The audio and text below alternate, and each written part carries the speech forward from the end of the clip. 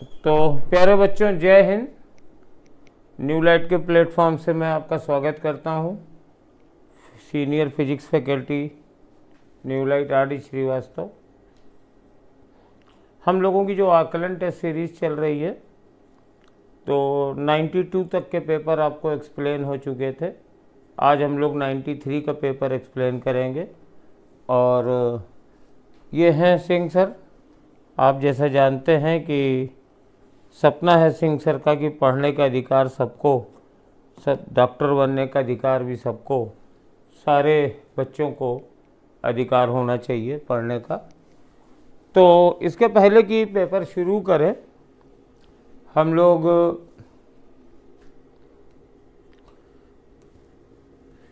92 का रिज़ल्ट देख लेते हैं जो टेस्ट हुआ था। तो कई बच्चों ने टेस्ट दिया, पूरे ऑल ओवर इंडिया के बच्चे बैठ रहे हैं टेस्ट में। सौम्या पांडे कानपुर की हैं, इन्होंने टॉप किया है और स्टेट रैंक 1 है। और इनके सौम्या पांडे नहीं, सायुजा पांडे हैं, और इनके पूरे 75 आउट ऑफ 75 मार्क्स आए हैं। संतोष कुमार यादव भी पूरे मार्क्स आए हैं।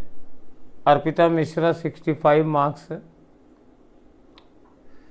तो कॉन्ग्रेचुलेशंस। पहले 20 बच्चों के ये रिजल्ट हैं आपके सामने, मैं नाम पढ़ देता हूँ। सायुजा पांडे, संतोष कुमार यादव, अर्पिता मिश्रा, अन्ना, वरुण गुप्ता, ओजस, दीपक, वंश अरोड़ा, यशिका, सारे बच्चों को हमारी शुभकामनाएं। और अब हम लोग चलते हैं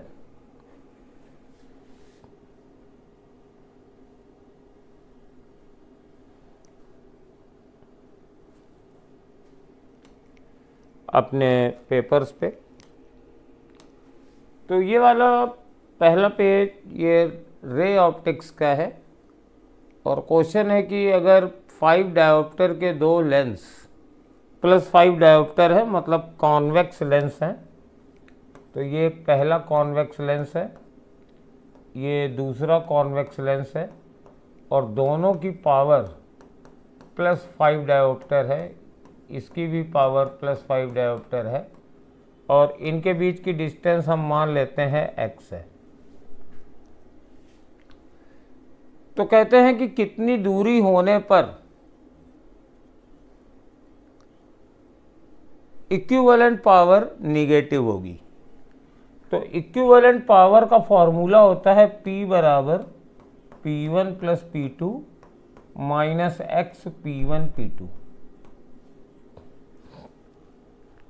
यहाँ P1 और P2 इंडिविजुअल लेंस की पावर्स हैं, और ये वाली पावर मुझे निगेटिव चाहिए। तो यानी 5 plus 5 minus x into 5 into 5, और दिस शुड बी निगेटिव। तो 25 minus 10 minus 25x should be negative. तो 25x ये इधर आएगा तो ग्रेटर हो जाएगा, ग्रेटर देन 10। तो x must be greater then 10 upon 25।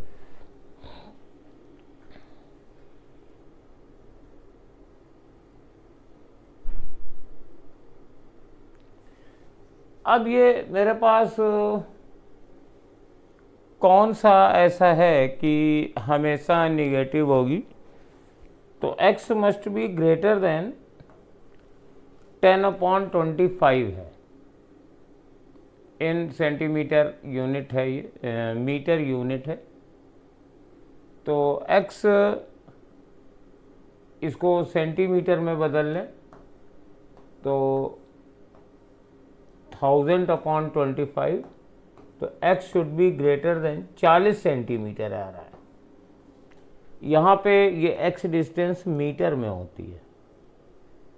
तो अगर दोनों के बीच की डिस्टेंस ग्रेटर देन 40 होगी सेंटीमीटर से तो ये हमेशा निगेटिव होगा। तो इसका आंसर हम लोगों का फर्स्ट होगा, ग्रेटर देन 40 सेंटीमीटर। इसके बाद सेकंड क्वेश्चन देखते हैं। ये एक बहुत ही इम्पोर्टेंट कंसेप्ट पर क्वेश्चन है जिसमें ऑब्जेक्ट और इमेज कॉन्साइड करते हैं। ये देखिए पॉइंट ऑब्जेक्ट है, ये 20 सेंटीमीटर की लेंथ है, डिस्टेंस पर रखा हुआ है।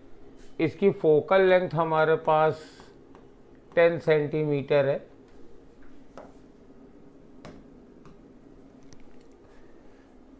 और कहते हैं कि ये हमारे पास कॉन्वेक्स मिरर है और कॉन्वेक्स मिरर की फोकल लेंथ 60 सेंटीमीटर दिया हुआ है। तो एक बात हमेशा कॉन्सेप्ट याद रखिए, ये मेरे सिल्वरिंग में भी काम में आता है और इस ऐसे क्वेश्चन में भी आता है कि अगर ऑब्जेक्ट और इमेज कॉन्साइड करते हैं तो मिरर पर पड़ने वाली रेज, मिरर पर रेज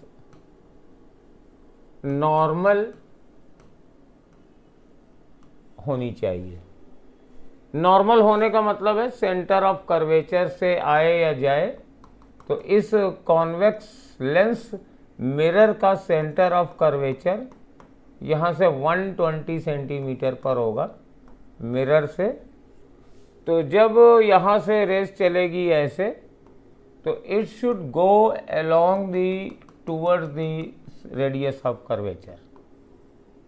तो जब यहाँ पे रेस पहुँचेगी तो लेंस के लिए v की वैल्यू हो जाएगी x + 120। लेकिन यहाँ तक पहुँचेगी नहीं क्योंकि ये रेस नॉर्मल पड़ रही है, तो लौटेगी और ऑब्जेक्ट और इमेज कॉन्साइड कर जाएंगे।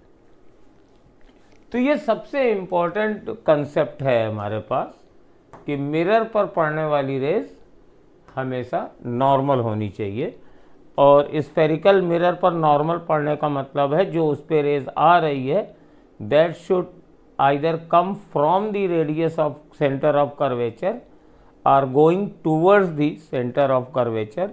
और सेंटर ऑफ कर्वेचर इसका मिरर से 120 सेंटीमीटर पर है, इस राइट साइड पे होगा। तो लेंस के लिए v बराबर हो जाएगा x + 120 और u की वैल्यू तो 20 दी ही है, फोकल लेंथ 10 दी ही हुई है, बस हम लगा देंगे 1/x + 120 + 1/20 is equal to 1/f और f की वैल्यू भी 10 दी गई है। तो 1/x + 120 बराबर 1/10 आ गया।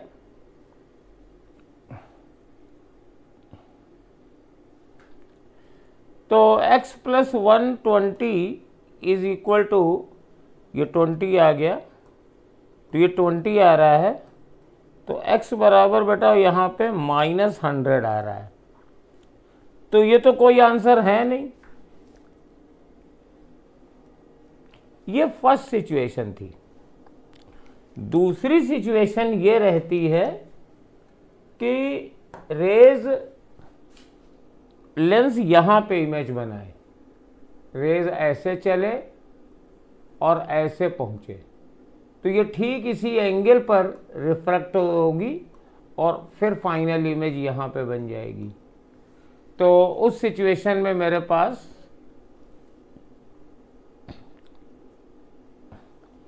ये वाली डिस्टेंस v ही x हो जाएगी। तब कैसे करेंगे?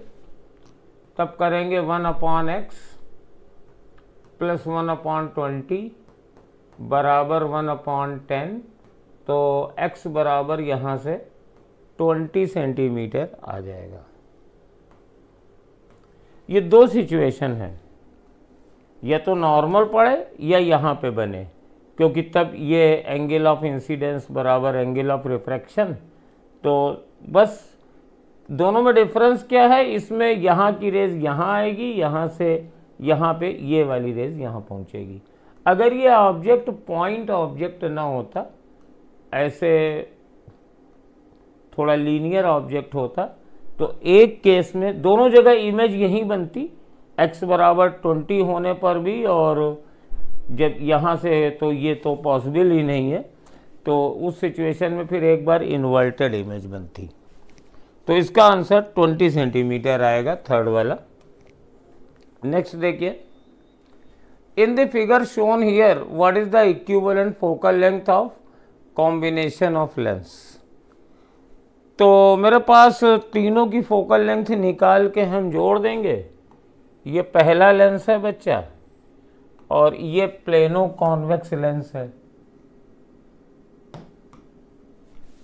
ये वाला लेंस प्लेनो कॉन्वेक्स लेंस है। इक्विवेलेंट फोकल लेंथ का formula 1/f is equal to 1/f1 plus 1/f2 और प्लस 1/f3 लगा देंगे। तो f1 की वैल्यू में ये इसका रिफ्रैक्टिव इंडेक्स 1.6 है, तो 1.6 माइनस 1 और 1 ये रेडियस ऑफ कर्वेचर प्लस 20 है, 1/20 नहीं सॉरी 1/इंफिनिटी, ये पहली रेडियस ऑफ कर्वेचर है, दूसरी प्लस 1/20 है, तो माइनस 1/20 रहेगा, प्लस ये 1.5 है,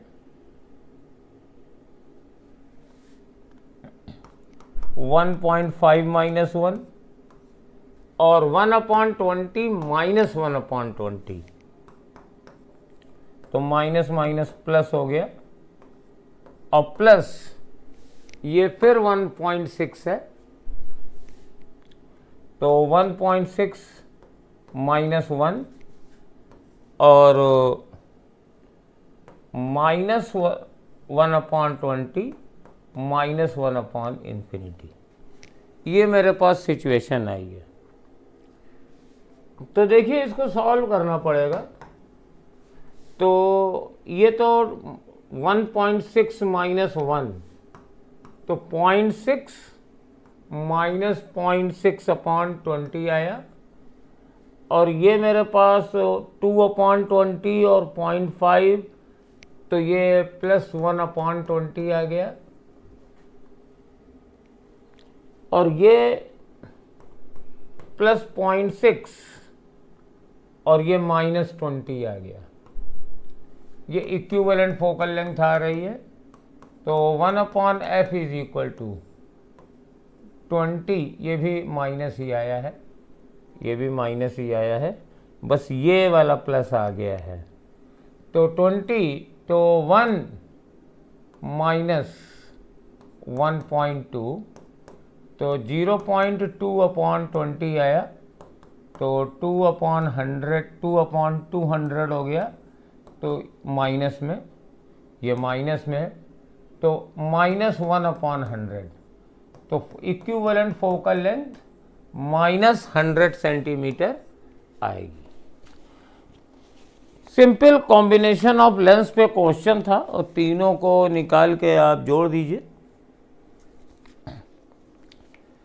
A convex lens A of focal length 20 centimeter and a concave lens B of focal length 5 centimeter are kept along the same axis with a distance d between them।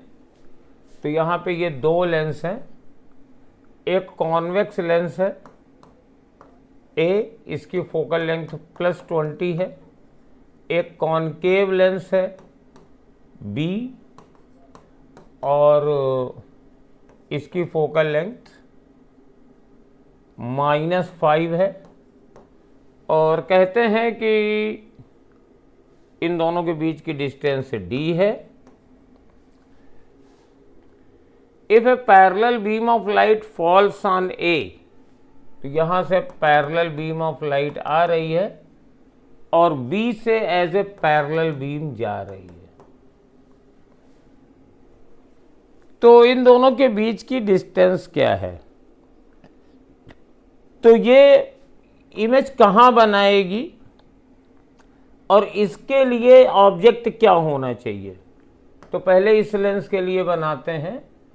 अगर यह convex lens है, convex lens को हम लोग इस तरीके से represent कर देते हैं, शॉर्ट फॉर्म ये है। तो पूरा ना बना के ऐसे बना देते हैं।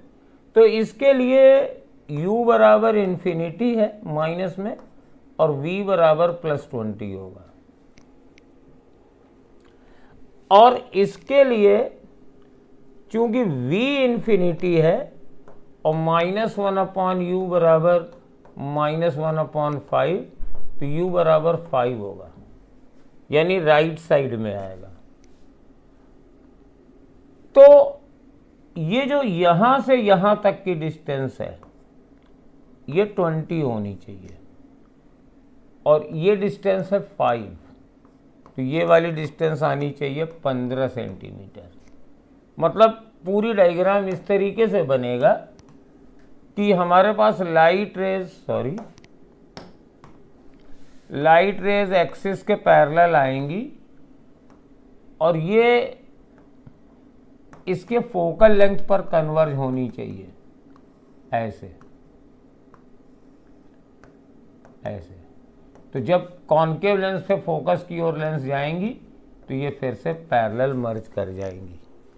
ये तीनों ही क्वेश्चन बहुत ही कॉन्सेप्चुअल हैं, बहुत ही अच्छे हैं और इनको ठीक से बार बार करिएगा, कॉन्सेप्ट समझिएगा। सब कॉन्सेप्चुअल क्वेश्चन है, फॉर्मूला बेस्ड नहीं है। A point object is placed at a distance of 60 centimetre. ये यहाँ पे पॉइंट ऑब्जेक्ट है। फिर से देखिए वही क्वेश्चन उसी टाइप का आ रहा है। From A convex lens of focal length 30 centimetre. इसकी फोकल लेंथ 30 सेंटीमीटर है।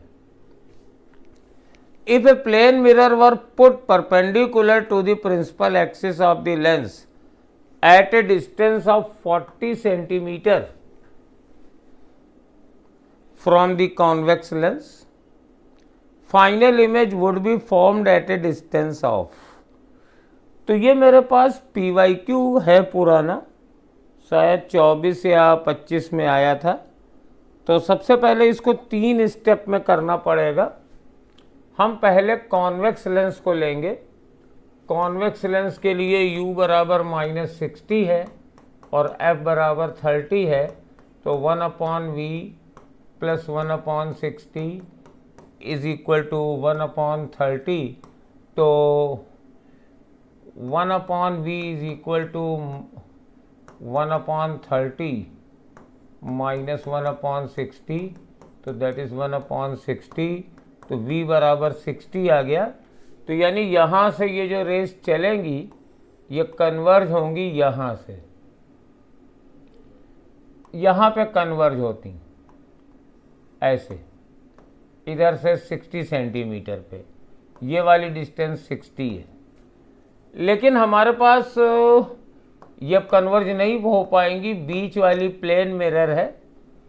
तो और ये वाली डिस्टेंस 20 सेंटीमीटर है, ये वाली डिस्टेंस 20 सेंटीमीटर है। तो प्लेन मिरर की खासियत होती है कि इस पे ये एक वर्चुअल ऑब्जेक्ट का काम करेगा। तो ये दोनों रेज इधर से 20 सेंटीमीटर पर ऐसे मर्ज कर जाएंगी। ये जितनी ऑब्जेक्ट इधर है तो इमेज इधर हो जाएगी। अब यहाँ से ये वाली डिस्टेंस 20 सेंटीमीटर है, तो डेफिनेटली जब ये अब इसके लिए ऑब्जेक्ट का काम करेगी तो लेंस की फोकल लेंथ तो दोनों तरफ से बराबर ही होती है। तो जब इधर से मेरे पास 20 सेंटीमीटर है,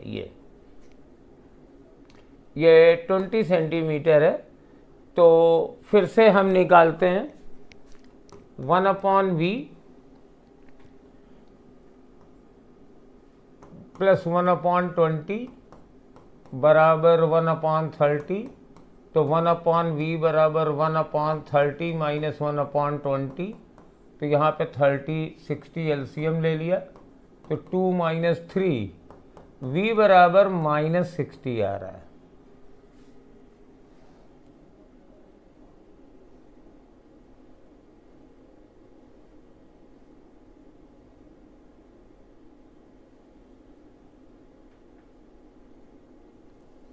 -60 का मतलब क्या है? कुछ लगता है कैलकुलेशन में गड़बड़ हो गई, दोबारा चेक करते हैं। लेंस की फोकल लेंथ 30 है, u बराबर -60, f बराबर 30, तो ये 30 आ गया। तो 1/30 - 1/60, तो 2/60, ये +1/60 आया। तो यहाँ तक तो ठीक है, ये इमेज बनेगी। अब ये 40 है, इधर 20 है, तो इधर 20 हो जाएगा। तो यस, लेंस के लिए 20 आ गया। तो u की वैल्यू हमारे पास -20 रखी तो प्लस हो गया, और वो 30 है, तो 1/30 - 1/20, ये -60 आ रहा है। ठीक है, 1/30 - 1/20, तो +2 - 3, v बराबर -60 आ रहा है। ठीक है, अब v बराबर -60 का क्या मतलब है? अब देखो, रेज इधर से आ रही हैं, तो -60 का मतलब है लेंस से इधर की ओर 60, तो 40 तो ये है, ये यहाँ पे 20 है। तो मेरे पास फाइनल इमेज लेंस से राइट साइड में 60 सेंटीमीटर पर बनेगी और मिरर से 20 सेंटीमीटर पर बनेगी। तो 30 centimetre from the lens, 30 centimetre from the plane mirror, 20 centimetre from the lens, 20 centimetre from the plane mirror. ये बिल्कुल सही क्वेश्चन है, और it will be a virtual image. क्यों? क्योंकि लेंस ने ये रियल इमेज बनाई, मिरर के लिए ये वर्चुअल ऑब्जेक्ट था, तो वर्चुअल ऑब्जेक्ट की ये रियल इमेज बनेगी। अब इस रियल ऑब्जेक्ट की इमेज, चूंकि ये फोकल लेंथ के पास में है, तो लेंस इसकी वर्चुअल इमेज बनाएगा। तो थर्ड वाला आंसर आ गया। ये बेटा पुराना PYQ है, और देखो लाइट में अच्छे अच्छे क्वेश्चंस भी आते हैं।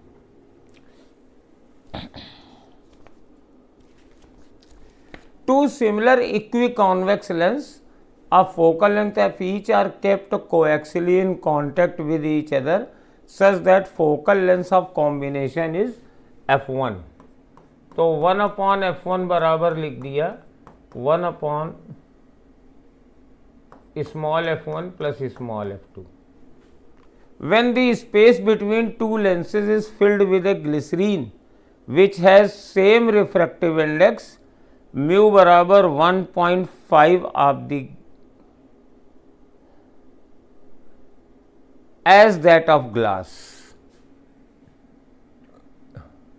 तो ये दो इक्वी कॉन्वेक्स लेंस थे, और इनके बीच की स्पेस को इसी ग्लिसरीन से फिल्ड कर दिया।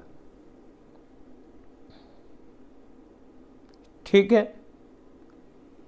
तो अब मेरे पास ये 3 लेंस हो गए, एक ये और एक ये। तो मेरे पास 1/f2 कितना हो जाएगा? 1/f1 plus 1/f2। और देखो, चूंकि रेडियस इक्वी कॉन्वेक्स लेंस है, मतलब दोनों सबकी रेडियस ऑफ कर्वेचर RR है, तो हमारे पास ये 1/f3 है। तो अगर इन दोनों की फोकल लेंथ f है, तो ये हम इसको 1/f प्लस 1/f लिख दे रहे हैं, क्योंकि दोनों इक्वी कॉन्वेक्स लेंस की फोकल लेंथ f थी, तो 1/f हो गया।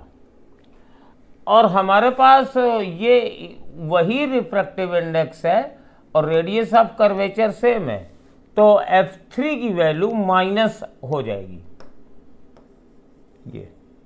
तो ये आएगा 1/f plus 1/f minus 1/f।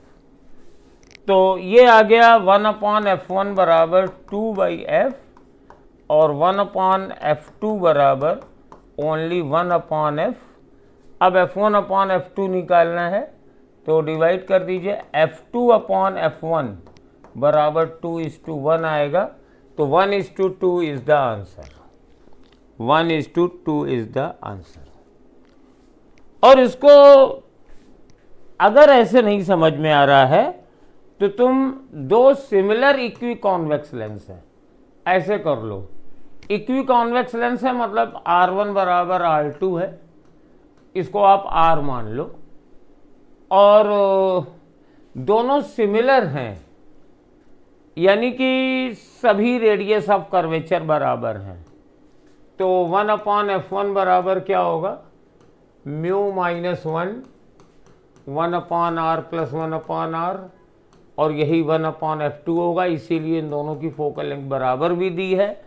और जब ये ग्लिसरीन वाला लेंस लोगे उसका भी रिफ्रैक्टिव इंडेक्स वही है 1.5, तो उसकी फोकल लेंथ -1/F आएगी निकाल करके। In astronomical telescope consist of objective and eyepiece, the focal length of the objective is. तो एस्ट्रोनॉमिकल टेलीस्कोप में ऑब्जेक्टिव की फोकल लेंथ आई पीस से बड़ी रखी जाती है, और रीजन इसका यह है कि एस्ट्रोनॉमिकल टेलीस्कोप में ऑब्जेक्ट बहुत दूर होता है, तो big aperture and big focal length दोनों ही बड़ी रखी जाएंगी, जिससे कि नंबर 1 इमेज हमारी ब्राइट बने। जितना बड़ा ऑब्जेक्टिव लेंस होगा उतनी ही ज़्यादा लाइट गैदर करेगा। रेस बहुत दूर से आ रही हैं सन से, तो काफ़ी स्प्रेड होंगी, तो छोटा सा लेंस रखोगे तो उस पर पड़ने वाली रेस का अमाउंट बहुत कम होगा, तो इमेज भी बड़ी डिम बनेगी। इसलिए अपर्चर बड़ा रखा जाता है। और ऑब्जेक्टिव की फोकल लेंथ बड़े रखने का एक रीज़न ये भी है कि ग्रेटर रिजोल्यूशन होता है, ग्रेटर रिजोल्यूशन। मैग्नीफाइंग पावर भी FO/FE होता है, तो ये जितना बड़ा होगा मैग्नीफाइंग पावर भी उतनी ही ज़्यादा अच्छी रहेगी। ए plano convex lens fits exactly into a plano concave lens. Their plane surfaces are parallel to each other. If the lenses are made of different materials of refractive index μ1 and μ2, and R is the radius of curvature of the curved surface, then the focal length of the combination is। तो ये मेरे पास plane convex lens है और इसमें एक plano concave lens fit कर दिया गया है, और दोनों की radius, focal length, refractive index μ1 और μ2 दिया गया है, और R रेडियस ऑफ कर्वेचर दिया गया है। कंबाइंड फोकल लेंथ निकालनी है, तो 1/F वही वाला फॉर्मूला हम लगाएंगे कॉम्बिनेशन का, 1/F1 प्लस 1/F2।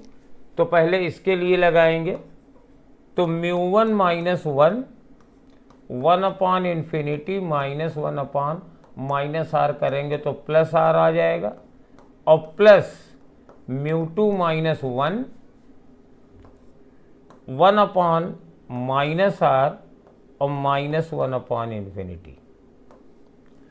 तो अब ये क्या बना देखिए, 1/F बराबर μ1 माइनस 1/R बना, और ये बेटा माइनस आ जाएगा, तो माइनस μ2 माइनस 1/R ये आ गया। तो अब यहाँ से R एलसीएम ले लीजिए, R μ1 माइनस 1 माइनस μ2 माइनस 1, तो 1 से 1 कट जाएगा, ये μ1 माइनस μ2 आ जाएगा, तो फोकल लेंथ आ जाएगी R/μ1 माइनस μ2। तो बी वाला आंसर इसका आ जाएगा। और सीधे सीधे एक कॉम्बिनेशन ऑफ लेंस का क्वेश्चन था। When a biconvex lens of glass having refractive index 1.47 is dipped in a liquid, it acts as a plain sheet of glass। तो मेरे पास डिप्ड वाले लेंस का फॉर्मूला होता है 1/f बराबर mu lens upon mu medium minus 1 into 1/r1 minus 1/r2। जब किसी lens को रिफ्रैक्टिव इंडेक्स म्यूअल है और किसी दूसरे मीडियम में रख देते हैं नॉट एयर, तो ये फार्मूला है। और चूंकि ये प्लेन शीट ऑफ गैस की तरह बिहेव कर रहा है तो 1/f बराबर, तो ये हमारे पास फोकल लेंथ इन्फिनिटी हो जाएगी।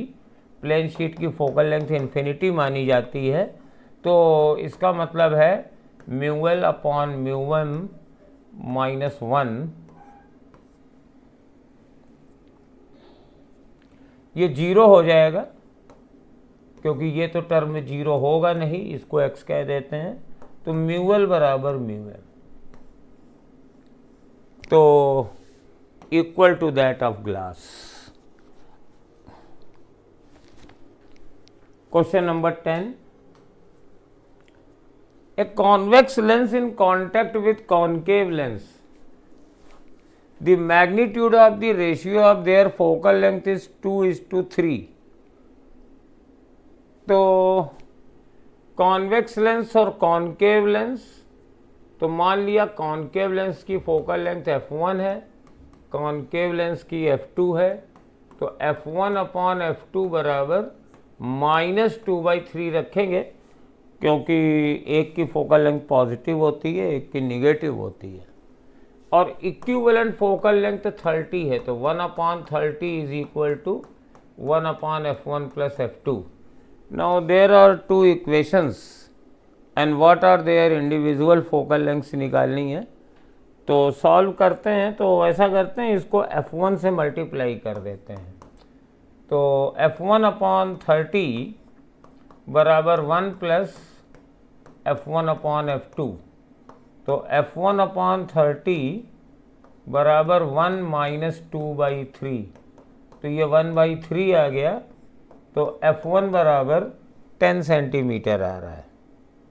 कॉन्वेक्स लेंस की फोकल लेंथ 10 आएगी और देयरफॉर कॉन्केव लेंस की फोकल लेंथ, तो यहाँ 10 रखेंगे, यहाँ f2 रखेंगे और ये -2/3 है, तो f2 बराबर -15 आ जाएगा। तो फोर्थ वाला सेट इसका सही आंसर आ जाएगा। इक्वेशंस का गेम था। The focal length of A plano convex lens is f and its refractive index is 1.5. It is kept over a plain glass plate with its curved surface touching the glass plate. The gap between the lens and the glass plate is filled by a liquid. As a result, the effective focal length of the combination becomes 2f than the refractive index of the liquid.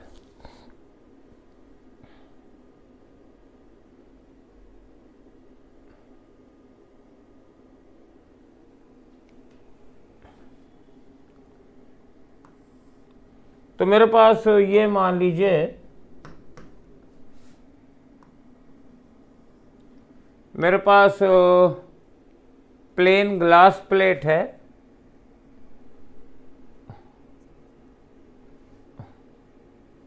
ये glass plate है और इसके ऊपर ये एक plano convex lens रखा हुआ है, रिफ्रैक्टिव इंडेक्स 1.5 है और इसकी फोकल लेंथ हमारे पास दी गई है f।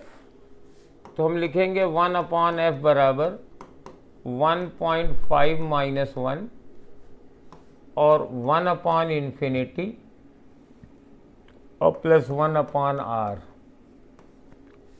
तो 1/f बराबर 1/2r आ गया। अब इसके बाद यहाँ से इस जगह पर हमने कोई लिक्विड भर दिया ऐसे, तो अब ये बन गया मेरे पास दो लेंस, और ये जो दूसरे वाले लेंस की फोकल लेंथ है इसको एफ डैश मानते हैं, तो ये आएगी, रिफ्रैक्टिव इंडेक्स तो मालूम नहीं है, म्यू माइनस 1 और 1 अपॉन माइनस आर और माइनस 1 अपॉन इन्फिनिटी, तो ये आ जाएगा minus mu minus 1 upon R. अब इक्विवेलेंट फोकल लेंथ क्या होगी? इक्विवेलेंट फोकल लेंथ है हमारे पास 1 upon F is equal to 1 upon F1, 1 upon F यानी 1 अपॉन 2R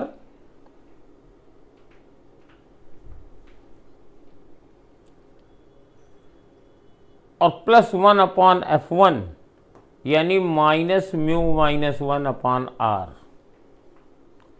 और कहते हैं कि ये 2F के बराबर है, तो इसको रख दीजिए 2F।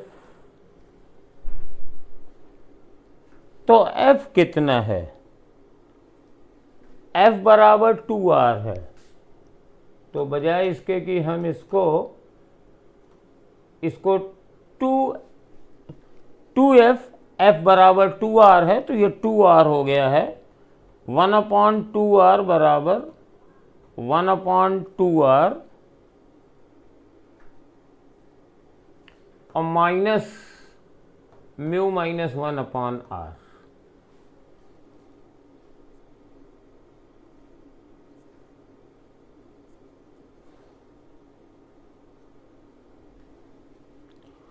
ये 4R हो जाएगा, आई एम सॉरी, F बराबर 2R है, तो 2F बराबर 4R हो जाएगा, राइट। तो म्यू माइनस 1 अपॉन आर बराबर 1 upon 2R minus 1 upon 4R। तो म्यू माइनस 1 अपॉन आर बराबर, अब ये 1 अपॉन 4R हो गया, तो R से R कैंसिल हो गया, तो म्यू बराबर 1 प्लस 1/4 आएगा, तो ये 1.25 आ रहा है दोनों को जोड़ करके। थर्ड वाला आंसर इसका रहेगा।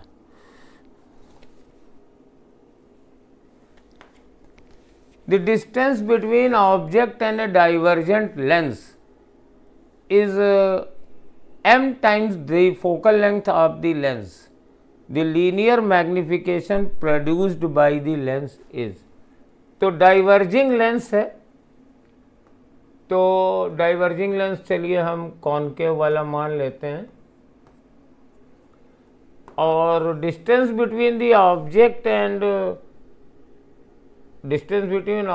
एंड ए डाइवर्जेंट लेंस, तो ये जो डिस्टेंस है d बराबर ये m times focal length of the lens है, तो ये मॉड वैल्यू मान लीजिए, क्योंकि डाइवर्जेंट लेंस की फोकल लेंथ तो माइनस होगी।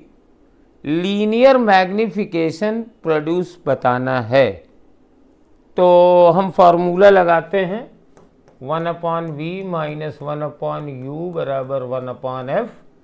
तो v की वैल्यू हम निकालेंगे और u माइनस में होगा बेटा, u माइनस में होगा, तो ये plus 1 upon m into F हो जाएगा और ये माइनस 1 अपॉन एफ हो जाएगा। तो 1 अपॉन वी बराबर आ जाएगा minus 1 upon F minus 1 upon M F. तो 1 अपॉन वी बराबर एलसीएम एम एफ ले लिया, तो माइनस एम माइनस 1, तो v बराबर M F upon minus M plus 1 ये बना। लीनियर मैग्निफिकेशन क्या होता है लेंस में? m बराबर v अपॉन u होता है, तो u की वैल्यू हो गई M F upon M plus 1। Of course ये निगेटिव में है, और साथ में हमारे पास u की वैल्यू माइनस एम एफ हो गई,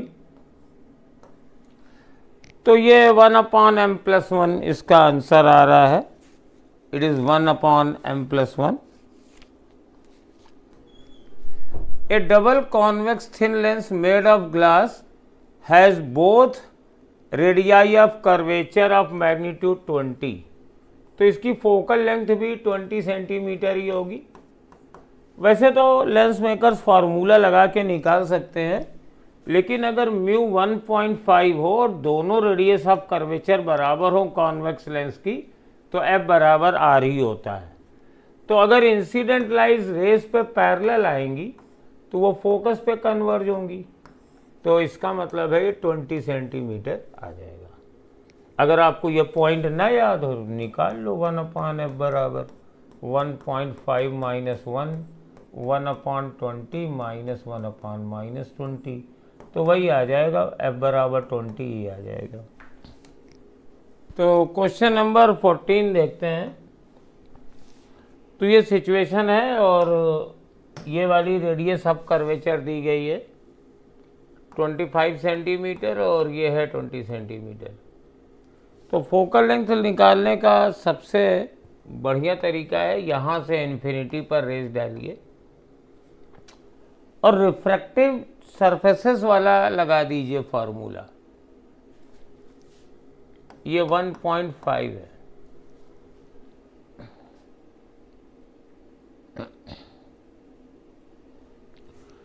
फार्मूला ये होता है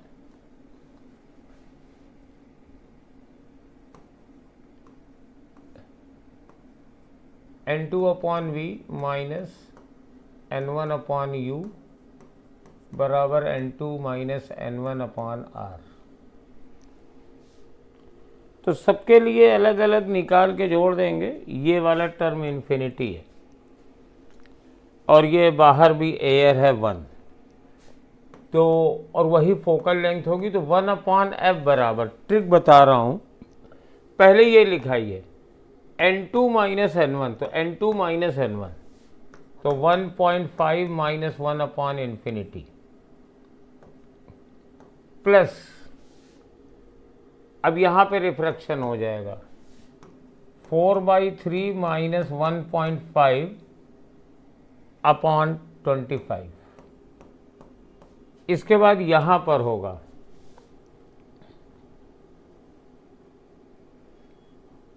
1.5 माइनस 4/3/-20, और यहाँ पर होगा तो ये तो फिर हमारे पास 1 माइनस 1.5/∞ होगा, तो 1/f बराबर आ जाएगा। अब ये 4/3 माइनस 1.5, तो 4/3 माइनस 1.5 आप कॉमन ले लीजिए, तो ये आ जाएगा 1/25 माइनस, ये ऑलरेडी माइनस है तो ये, और यहाँ पे इसका करेंगे तो एक माइनस आएगा, तो ये 1/20 हो जाएगा। तो 1/f बराबर 4 माइनस 4.5/3, और 25 और 20 का एलसीएम 100, तो 4 + 5। अब इधर थोड़ी सी जगह ले लेते हैं। 1/f बराबर -0.5/3 इंटू 9/100, तो 1/f बराबर -200/6, तो ये आएगा -66.6 सेंटीमीटर। तो it will behave like a concave of focal length 66.6 centimetre. Question number 15 में, ए concave mirror of focal length f1 is placed at a distance of d from a convex lens of focal length f2। तो ये एक convex lens है, focal length f2, और ये एक concave mirror है, और इन दोनों के बीच की डिस्टेंस d है, और कॉनकेव मिरर की फोकल लेंथ f1 है। Beam of light coming from infinity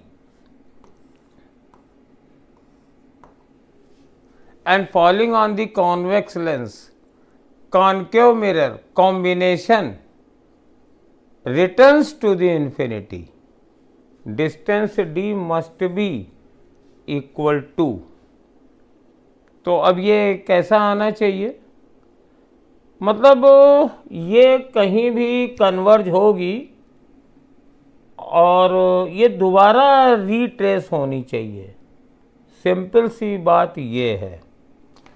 तो जब ये दोबारा रीट्रेस होनी चाहिए तो इसका मतलब है कि इस मिरर पर आने वाली रेज इसके सेंटर ऑफ कर्वेचर 2f1 से पड़नी चाहिए, और ये लेंस तो अपनी इमेज f1 पे ही बनाएगा। तो जब यहाँ से आएगी रेज और ये अपने फोकस पर मर्ज होगी और वहीं पे मिरर का सेंटर ऑफ कर्वेचर होगा, तो रेज रीट्रेस हो जाएंगी और दोबारा इन्फिनिटी पे बनेंगी। तो मतलब दोनों के बीच की डिस्टेंस 2f1 + f2 होना चाहिए।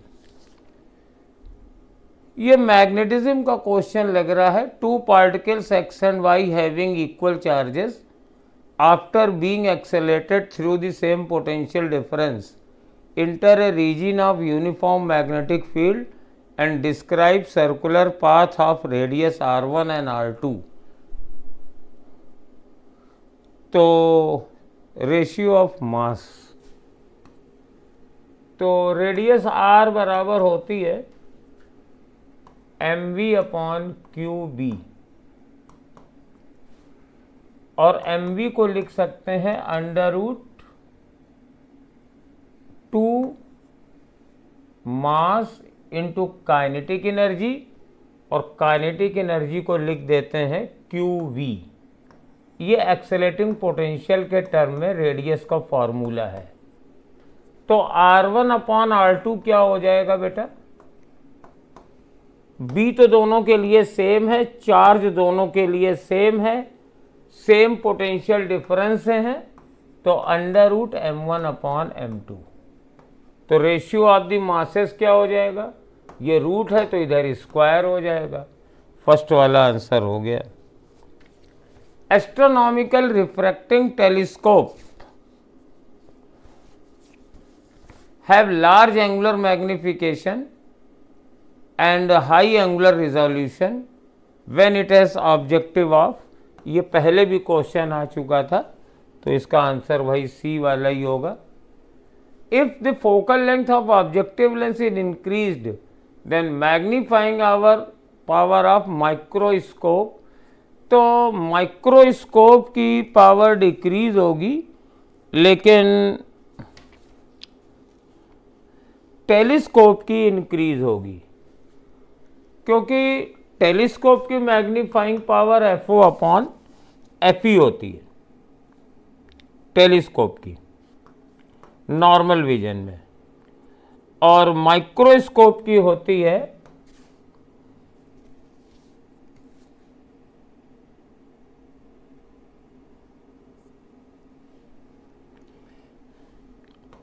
L/FO/DFE। ये दो फार्मूले हैं। तो अगर आप ऑब्जेक्टिव की फोकल लेंथ बढ़ाएंगी तो टेलीस्कोप की तो बढ़ेगी क्योंकि FO ऊपर है, माइक्रोस्कोप की घटेगी। For which of the following colour the magnifying power of a microscope, तो ये वायलेट कलर के लिए रिजोल्यूशन पावर मैक्सिमम होती है और मैग्नीफाइंग पावर भी उसी के लिए मैक्सिमम होगी, और ये फॉर्मूले पर है।